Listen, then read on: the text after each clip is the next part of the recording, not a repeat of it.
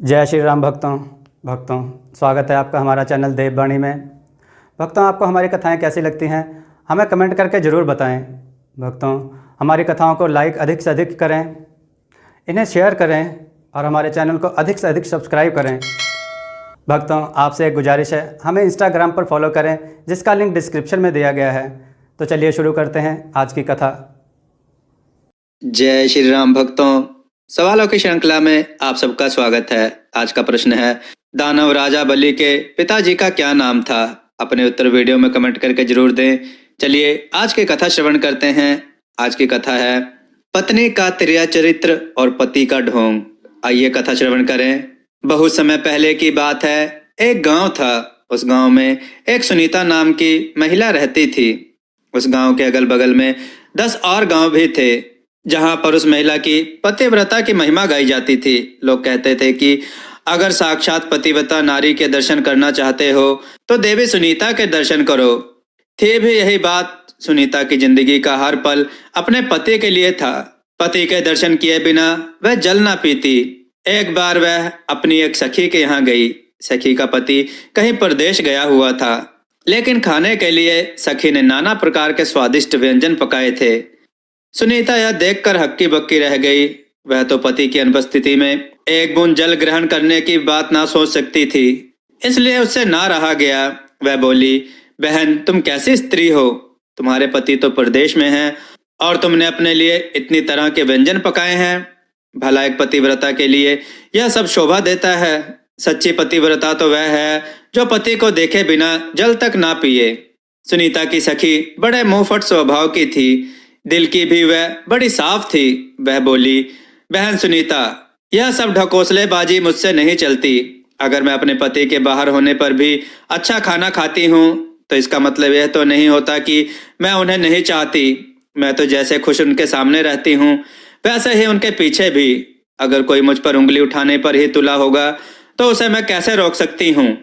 बाकी यह तो सिर्फ मैं जानती हूँ या मेरा पति कि हम एक दूसरे को कितना चाहते हैं। दुनिया वाले तो बहुत कुछ कहते हैं, मैं सबका मुंह तो बंद नहीं कर सकती। सहेली के इस जवाब से सुनीता जल भुनकर रह गई। उसने मुंह चुनियाकर कहा, यह तो सब ठीक है, लेकिन तुम पतिव्रता नहीं हो। पतिव्रता स्त्री के लिए शास्त्रों में लिखा है कि पति की गैर हाजिरी में वह जल तक ना पिए। सखी ने इसका भी करारा जवाब दिया। बोली, ऐसे शास्त्रों से मुझे क्या लेना देना? मैंने अपने पति को अपने प्राण माने हैं। उन्हें भगवान से भी ऊपर रखकर उनकी पूजा करती हूँ। अंत में बात यहाँ तक बढ़ गई कि सुनीता तुनक कर अपने घर लौट आई।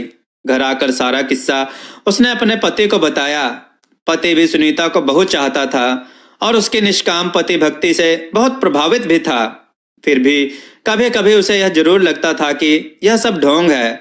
अगर पति 1 महीने तक घर पर ना रहे तो क्या कोई स्त्री बिना अन्न पानी के 1 महीना तक रह सकती है? और उसे लगा कि यह बिल्कुल असंभव है। अगर कोई जिद्दी स्त्री अगर इस बात पर अड़ ही जाए तो जीवित नहीं रह सकती। यह सोचकर पति ने सुनीता की परीक्षा लेने का विचार बनाया। कई दिनों तक वह तरह तरह से सुनीता को कसौटी पर कसता रहा, लेकिन सुनीता हर बार खरी उतरी। कभी वह स्नान देर से करता तो कभी खेत से दोपहर ढले लौटता। कभी कभी तो ऐसा होता कि परोसित थाली तक सामने होने पर वह बहाना बनाकर बाहर निकल जाता था और दिन ढले लौटता।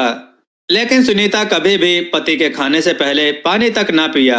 एक दिन सुनीता के पति ने कहा, आज मेरा मन खीर और पुआ खाने का हो रहा है, इसलिए खूब इलायची गरी डालकर पुए और चिरौंजे किशमिश केसर डालकर खीर बनाओ। ये दोनों चीजें सुनीता को भी बहुत प्रिय थी, इसलिए खूब मन लगाकर उसने ये चीजें बनाई। केसर और इलायची और देसी घी की सुगंध से बनाते समय ही सुनीता के मुंह में पानी आने लगा। चीजें बना चुकने के बाद सुनीता ने अपने पति से झटपट स्नान कर लेने को कहा, लेकिन पति को तो उस दिन धैर्य की परीक्षा लेनी थी, इसलिए काफी देर तक वह ढील ढाल करता रहा और टालता रहा। सुनीता के बार बार कहने पर आखिर में हार कर वह बाल्टी, लोटा और रस्सी लेकर नहाने गया। नहाने में भी उसने काफी देर लगा दी। इधर सुनीता की आंतें मारे भूख के कुलबुलाने लगी, लेकिन जैसे ही देहरी के बाहर उसे अपने पति के खड़ाओं की आवाज सुनाई दी, उसे दिलासा बंधी कि अब तो खाने का समय आ ही गया। लेकिन जैसा ही पति ने देहरी के अंदर पैर रखे, दाएं पैर के खड़ाऊ से पैर ऐसा फिसला कि वह चारों खाने चित फैल गया। बाल्टी लोटा हाथ से छूटकर दूर जा गिरे और आंखें फैली की फैली रह गईं। यह देखा तो सुनीता जिस हाल में थी वैसे ही दौड़ी पास जाकर सिर हिलाया, आवाजें दी, लेकिन सब बेकार। पति अगर जिंदा होता तब तो बोलता ही, लेकिन उसके तो प्राण पखेरु उड़ चुके थे, इसलिए भला वह कैसे बोलता। सुनीता की आंखें डबडबाई और गला भर आया। उसका मन हुआ कि धाड़ मार मार कर रोए, लेकिन तभी उसे खीर और पुए का ध्यान हो आया। उसने सोचा कि पति अब मर ही गए हैं, रोने से जी तो पाएंगे नहीं, हाँ आसपास के लोग जरूर जुट जाएंगे और तब खीर पुए खाने का मौका भी मिलने से रहा। इसलिए बेहतर यह होगा कि पहले मैं खीर पुए खा लूं, तब रोना धोना शुरू करूं। यह सोचकर वह चुपचाप गई और जल्दी जल्दी खीर उड़ाने लगी। पुए अगले दिन के लिए रख लिए, क्योंकि उनके खराब होने का डर न था। असलियत यह थी कि पति मरा नहीं था, बल्कि मरने का नाटक किए पड़ा था। इसलिए अपनी पत्नी की यह सारी हरकतें वह देखता रहा। जब सुनीता खीर खूब जी भरकर खा चुकी तो झटपट मुंह धोया और लंबा सा घूंघट निकालकर पति के पास गई और सीने से चिपट कर रोने लगी। रोने के साथ साथ वह यह भी कहती जा रही थी, तुम तो चले गए मुझे छोड़ के, तुम तो चले गए मुझे छोड़ के अकेले। उसका पति कुछ देर तो उसके नकली प्रेम और दुख को सहन करता रहा, लेकिन अंत में उससे ना रहा गया। लेकिन जैसे ही सुनीता ने अपना वाक्य तुम तो चले गए मुझे छोड़ के अकेले खत्म किया, वैसे ही उसके पति ने उससे मिलता जुलता एक वाक्य जड़ दिया। पति का वाक्य था, खीर पूरी खाकर चली हो प्रेम दिखाने, खीर पूरी खाकर चली हो प्रेम दिखाने, मैं तो अकेला रह गया तुम्हारे प्रेम के बिना। अब तो सुनीता की ऐसी हालत हो गई कि काटो तो खून तक ना निकले। उसे क्या पता था कि उसका पति नाटक किए पड़ा है और उसकी परीक्षा ले रहा है। मन ही मन वह रह रहकर अपने आप को कोसती रही कि यह क्या किया, क्यों ना जबान पर काबू रख बुद्धि से काम लिया। और उसके बाद फिर कभी किसी ने सुनीता के मुंह से अपने पतिव्रत धर्म की तारीफ नहीं सुनी। पहले जैसी डींगे हाँकना अब सुनीता ने बंद कर दिया था। दोस्तों, आपको यह कथा कैसी लगी? अपने विचार और सुझाव कमेंट में जरूर दें। हमारे कथाओं को लाइक करें, हमारे चैनल को सब्सक्राइब करना ना भूलें। हमारे कथाओं को शेयर जरूर करें, जिससे लोगों को अच्छा ज्ञान प्राप्त हो। जय श्री राम भक्तों।